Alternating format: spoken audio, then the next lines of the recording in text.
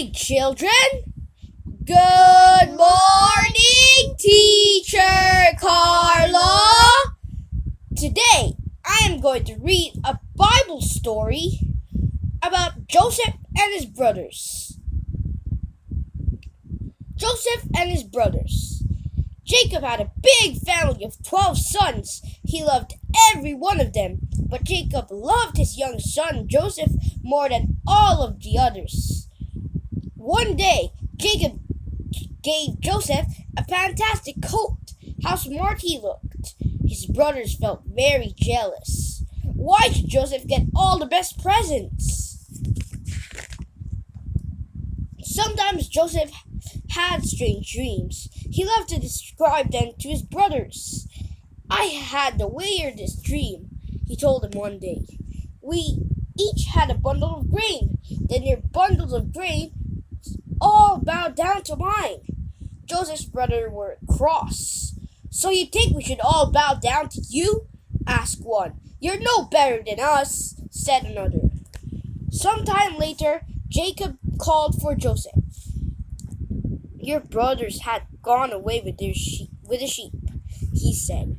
Take some food to them. So off Joseph went. Joseph's brothers saw him coming.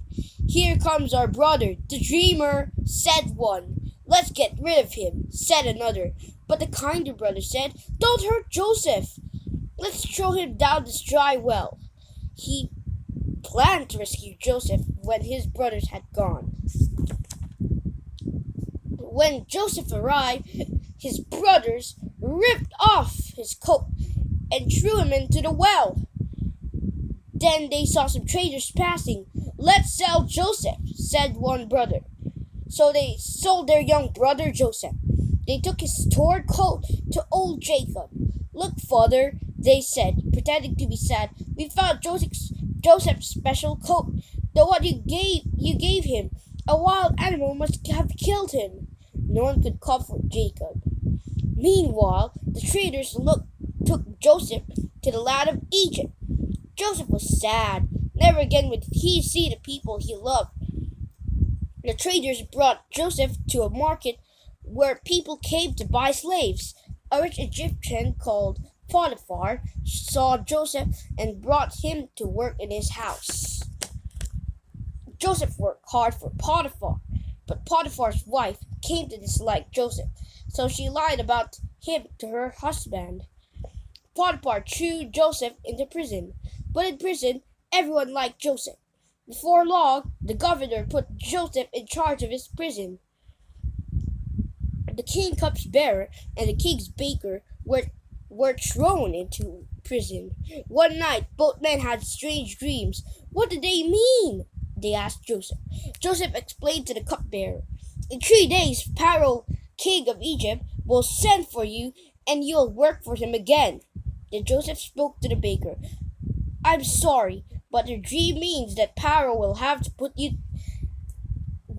you put to death.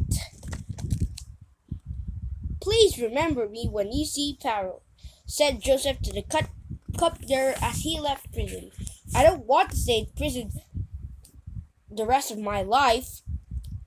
But the cupbearer forgot all about Joseph once he was back in Pharaoh's palace.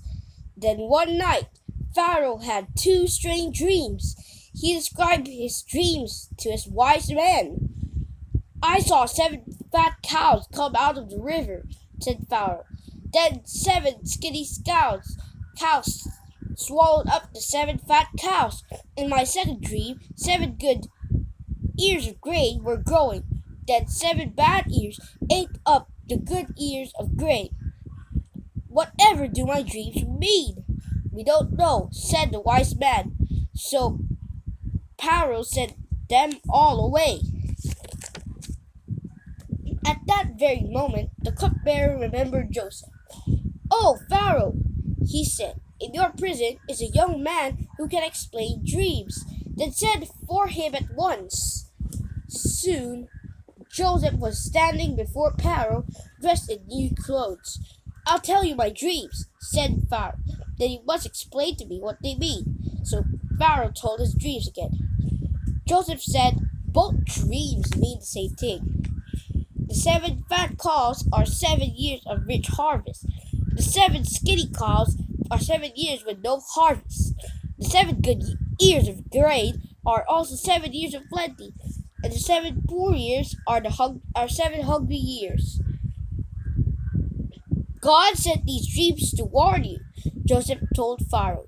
In 7 years of plenty, everyone will have enough to eat. But in the 7 years of hunger, there will be no food. Pharaoh looked worried. You've explained my dreams, he said. Now tell me how to stop my people starving in the bad years. Find a wise man to rule Egypt for you, said Joseph. He must build storehouses and hoard part of the harvest in the good years until the bad years come. Then open up the storehouses and sell the grain to the hungry so that they can make bread to eat. Pharaoh chose Joseph to become his chief minister. He took off his royal ring and put it on Joseph's finger. For the next 7 years, Joseph stored part of the harvest in great barns. When the hungry years came, the barns were opened and the people were given grain. The Egyptians had enough food even during the worst of the famine. When the hungry years came, Jacob and his family in Canaan had no grain, but Jacob heard there was food in Egypt. Go to Egypt and buy grain, he told his sons. Benjamin, his youngest, stayed at home with old Jacob. When Joseph saw his brothers, he knew who they were, but they didn't recognize him. You're spies, he said to test them. No, they replied. We simply come to buy food. Joseph gave them food, but said if they returned, they must bring Benjamin. The brothers took the grain back to Jacob, but soon they needed more. The brothers returned to Egypt, taking Benjamin with them. Joseph hid a silver cup in Benjamin's sack of grain, then cried, My silver cup's missing! Who stole it? When they found the cup in Benjamin's sack, Joseph said Benjamin couldn't go home with the others, but his brothers begged Joseph not to keep Benjamin in Egypt. They'll kill our father Jacob, they wept.